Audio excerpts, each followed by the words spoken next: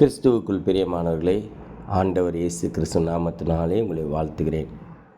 கர்த்தருடைய பெரிதான கிருபையினாலே கடந்த மாதம் முழுவதும் நம்மையும் நம்முடைய குடும்பத்தையும் பிள்ளைகளையும் ஊழியங்களையும் வேலைகளையும் தொழிலையும் கர்த்தர் ஆசீர்வதித்து பராமரித்து பாதுகாத்து ஒரு குறைவில்லாமல் நடத்தி வந்த தேவாதி தேவனை துதிக்கிறேன், ஸ்தோத்திரிக்கிறேன்.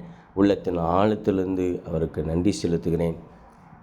கர்த்தர் கிருபையாக இந்த புதிய மாதத்தை காண நமக்கு உதவி செய்திருக்கிறார். இந்த புதிய மாதத்திலே கர்த்தர் நமக்கு கொடுக்கிற வாக்குத்தத்தம் ஏசாயா தீர்க்கதரிசன புஸ்தகம் 41 அதிகாரம் 13வது வசனம். ஏசாயா 41:13. உன் தேவனாய் இருக்கிற கர்த்தராகிய நான் உன் வலது கையை பிடித்து பயப்படாதே, நான் உனக்கு துணை நிற்கிறேன் என்று சொல்லுகிறேன். என்ன ஒரு அருமையான வாக்குத்தத்தம் பாருங்கள். கர்த்தர் நம்மை பார்த்து நம்முடைய வலது கையை பிடித்து என்ன சொல்கிறாராம்?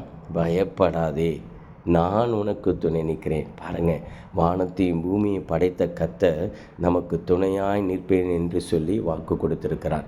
அதனால் கலங்க வேண்டியதில்லை, பயப்பட வேண்டியதில்லை. பாருங்கள், பிரச்சனை வர நேரத்தில் கர்த்தர் நமக்கு எதுக்கு துணை நிற்கணும்? பாருங்கள், பிரச்சனை, போராட்டம், உபத்திரம், வியாதி, குறைவுகள் வரும்போது கர்த்தர் நமக்கு துணை நிற்பேன் என்று சொல்லி வாக்கு கொடுத்திருக்கிறார். பாருங்கள், இந்த பயப்படாதே, நான் உனக்கு துணை நிற்கிறேன் அப்படின்னா ஆமென், ஸ்தோத்திரம், ஆமென். பாருங்களேன், உதவி செய்வேன், எல்லா சூழ்நிலையும் நான் உனக்கு உதவி செய்வேன். பிரச்சனை நேரத்தில், உபத்திரவ நேரத்தில், வியாதி நேரத்தில் நான் உனக்கு உதவி செய்வேன் என்று சொல்லி கர்த்தர் நமக்கு வாக்கு கொடுத்துருக்கிறார். சரிங்க, கர்த்தர் நமக்கு உதவி செய்வேன்னு சொல்லிட்டாரு. ஆமென், ஸ்தோத்திரம். எப்படி உதவி செய்வார்? ஆமென், பாருங்கள், ஆமென், ஸ்தோத்திரம். கர்த்தர் நமக்கு உதவி செய்வேன்னு சொல்லி வாக்கு கொடுத்துருக்கிறா. ஆனால் யாருக்கு உதவி செய்வான்? சங்கீதம் 37 அதிகாரம் 39வது வசனம் 40வது வசனம் இப்படியாக சொல்லுகிறது. நீதிமானை கர்த்தர் ஸ்தோத்திரம் விடுவிப்பார். ஸ்தோத்திரம். நீதிமானாக இருக்கணுங்க. அவர் ரத்தத்தால் கழுவப்பட்டிருக்கணும், அவருடைய பிள்ளையாக இருக்கணும். அவர் பிள்ளையாக இருந்தால் கர்த்தர் நமக்கு எல்லா பிரச்சனையிலும் உதவி செய்வார். இரண்டாவது ஸ்தோத்திரம், மத்தேயு 15:25 எழுதப்பட்டிருக்கு. ஸ்தோத்திரம், அவள் பணிந்து கொண்டாள், ஆண்டவர் இயேசுவை பணிந்து கொண்டாள் என்று எழுதியிருக்கிறது. ஆண்டவரை ஸ்தோத்திரம், ஆண்டவர் சமூகத்தில் தாழ்த்தணும், செபிக்கணும், அவரை ஆராதிக்கணும், துதிக்கணும், அவரை மகிமைப்படுத்தும் பொழுது கர்த்தர் நமக்கு எல்லா பிரச்சனையிலும் நமக்கு உதவி செய்வார், துணை நிற்பார்.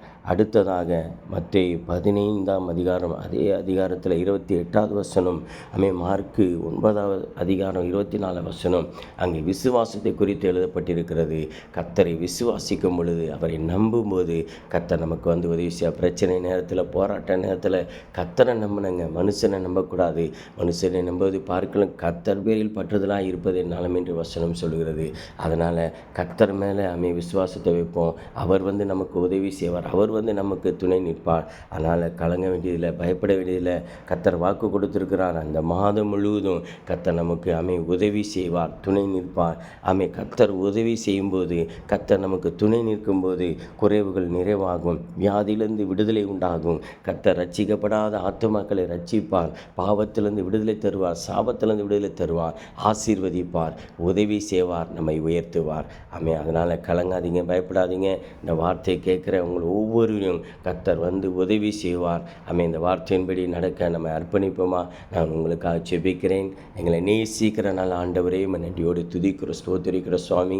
கடந்த மாதம் முழுவதும் கர்த்தர் கிருபையாக எங்களையும் எங்கள் குடும்பத்தையும் பிள்ளைகளையும் ஆண்டவரே அப்பா ஆசீர்வதித்து பராமரித்து பாதுகாத்து ஆண்டவரே வழிநடத்தி வந்தீர், பாதுகாத்தீர். அதுக்காக ஸ்தோத்திரம், நன்றி செலுத்துகிறோம்ப்பா. ஆண்டவரே, எங்களுக்கு இந்த புதிய மாதத்தை காண கர்த்தர் கிருபை பாராட்டியிருக்கிறீர். அதுக்காக ஸ்தோத்திரம். ஆண்டவர், இந்த புதிய மாதத்தில் நீர் கொடுத்திருக்கிற வாக்கு தத்தத்துக்காக ஸ்தோத்திரம்ப்பா. பயப்படாதே, நான் உனக்கு துணை நிற்கிறேன். ஆண்டவரே, ஸ்தோத்திரம்ப்பா. கர்த்தர் எங்களுக்கு துணையாக இருக்கிறீர். வானத்தையும் பூமியும் படைத்த சர்வ வல்லமை படைத்த கர்த்தர் எங்களுக்கு துணையாய் நிற்கிறீர், உதவி செய்ய போகிறீர். அதுக்காக ஸ்தோத்திரம். இந்த சத்தத்தை கேட்குற ஒவ்வொருவரையும் ஆண்டவரே ஸ்தோத்திரம்ப்பா. ஆண்டவரே, இந்த வாக்குத்தத்தின்படி கர்த்தர் ஆசீர்வதிக்க போகிறக்காய் ஸ்தோத்திரம், கர்த்தர் துணை நிற்க போகிறக்காய் ஸ்தோத்திரம், கர்த்தர் உதவி செய்ய போகிறக்காய் ஸ்தோத்திரம்ப்பா.